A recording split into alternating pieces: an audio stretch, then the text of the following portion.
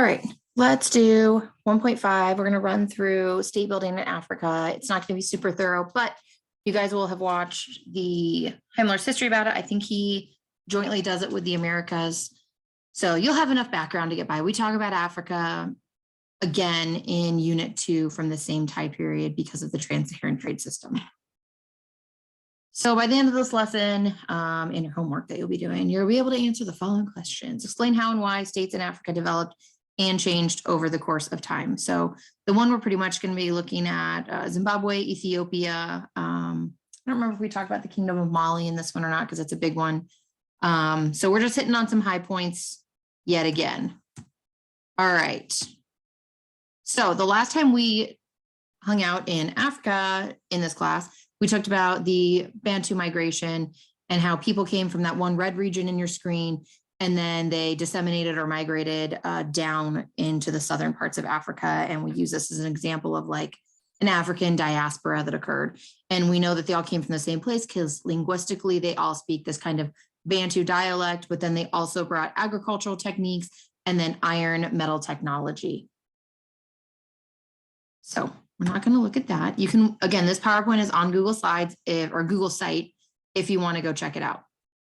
So all the different types of people that can be found. The map of Africa is an odd one only because we look at it here and we have like these different empires that exist, and a lot of it is very like culturally based and ethnicity, linguistically split up. And then when we get to Unit 6, I think, we talk about the breakup of Africa when the Europeans come in and the whole map changes to what we have today, which has nothing to do with African systems of cultural like segregation or empires that are split up based on ethnicity. So it makes it interesting. So 1 minute. So we can look at the process of the Bantu people. They're not the first ones on the continent, but it is kind of like the first big spreading out of people, and when we have a lot of content or like evidence from. So the Sahara era sorry, my brain is not working today. The Sahara, what we call the Sahara Desert now, started to dry out around 2500 BCE. And then because of the process of desertification, people started moving because it became really like, less hospitable to individuals. So that's what we think probably triggered their movement down south further, just because of the environment. But as they moved, it contributed to this like super diverse population, different cultural traits popped up. And while they all spoke different languages, they all came from one root language. So it's not that everyone speaks like the Bantu language, right?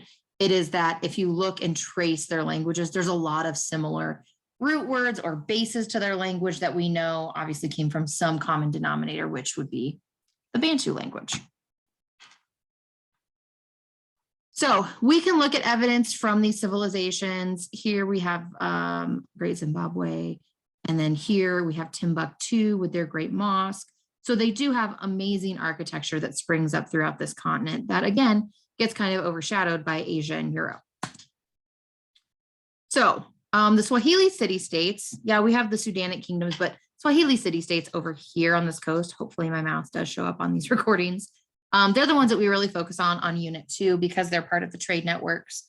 But you can see here all these different major trade routes. You have some going through northern parts of Africa, which will be the trans-Saharan trade, but then you also have them happening down in the Swahili city-states and even in coast or into the land because of the Indian Ocean trade network. So they're tied to multiple trade systems.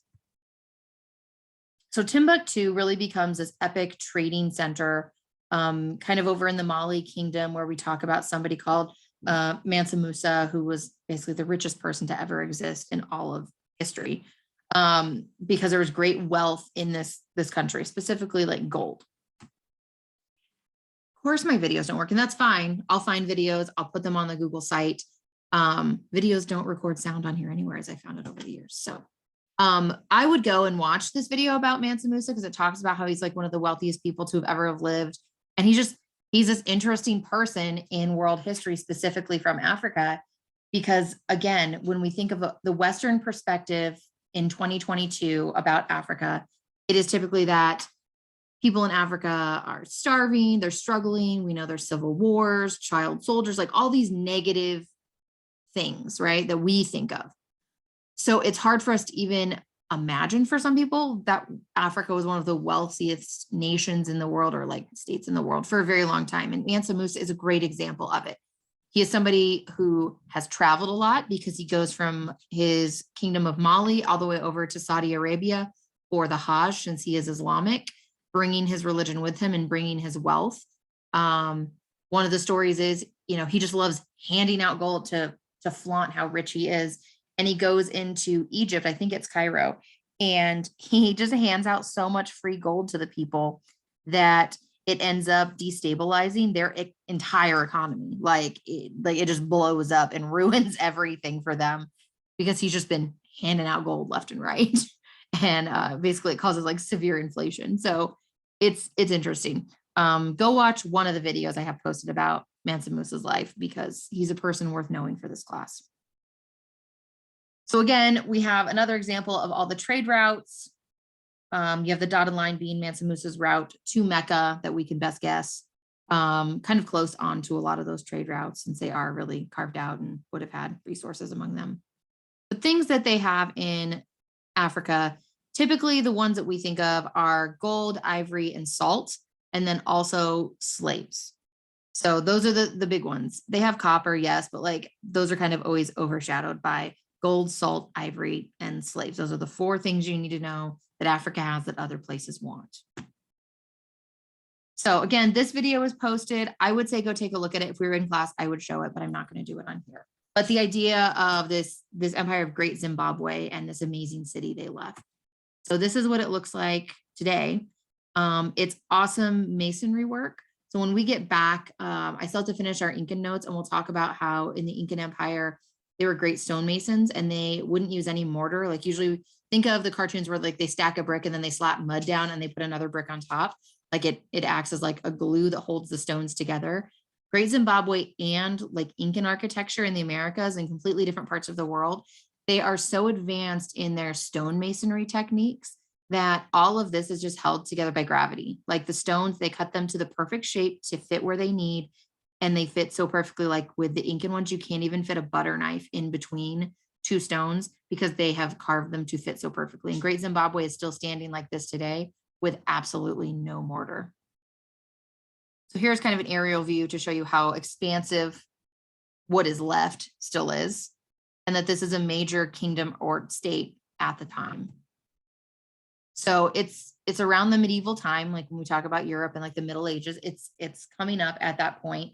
And it lasted for hundreds of years, right? And so the fact that the building started in the 11th century all the way through the 15th, it's a massive city. It held thousands of people within the walls of it.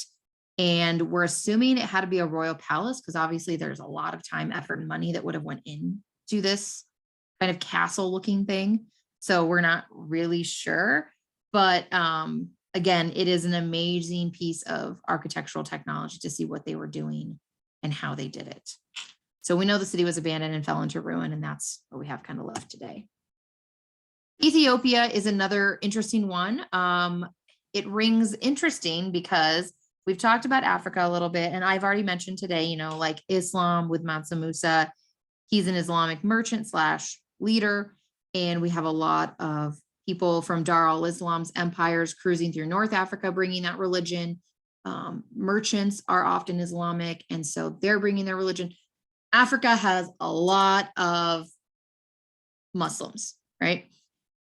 But Ethiopia today has a really large number of Christians. So they're a great example of some place in Africa that is completely different. Sorry, my dogs are being annoying. Completely different than what we see other places. Let's go down here.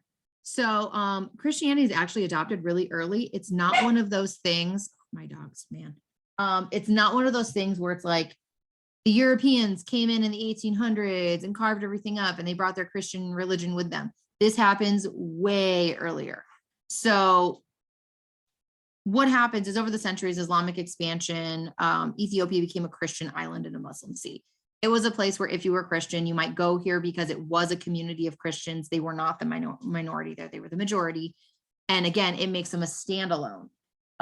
Northern Africa, it's Islam. Like that is the religion of that region, a large chunk of the region. And then Ethiopia as this kind of odd man out with its Christian faith. And it is different to some degree because they don't have access to the European Christian world that we've talked about, because there's so much land that separates them. So it's not like they have their neighbor next door is Europe, a hop, skip, and a jump across the Mediterranean. They are far from that. So they strongly affiliate with the Christian beliefs. They believe that they are descendants from King Solomon, which is a person directly tied to all three monotheistic faiths. But with this, they have kind of this underground church system. Even today, they have the Coptic Christian faith, which is kind of the most iconic one there. But 60% of modern Ethiopians tie themselves to the Christian church, dating back, to the 4th century when the big changeover happened. Okay, so here we have this church that is basically buried there over the years. This video, I'll post it too. It's Anthony Bourdain. And I used to love watching his shows because he gets into like the culture of people, the food, but also would go into these like amazing little history lessons. So I'll post this one as well. All right. So we have we have evidence of their art systems. And we love to study that for cultural influence and what it's about, or the styles. All right. That's really all we're talking about Africa now. I don't have more to say because I feel like Africa gets more time in Unit 2. I feel like we talk about them much more because of the Trans-Saharan trade system. So sorry, it's so short. There's not a lot of content, but it is simply because we just hold it off till next unit. All right, thanks.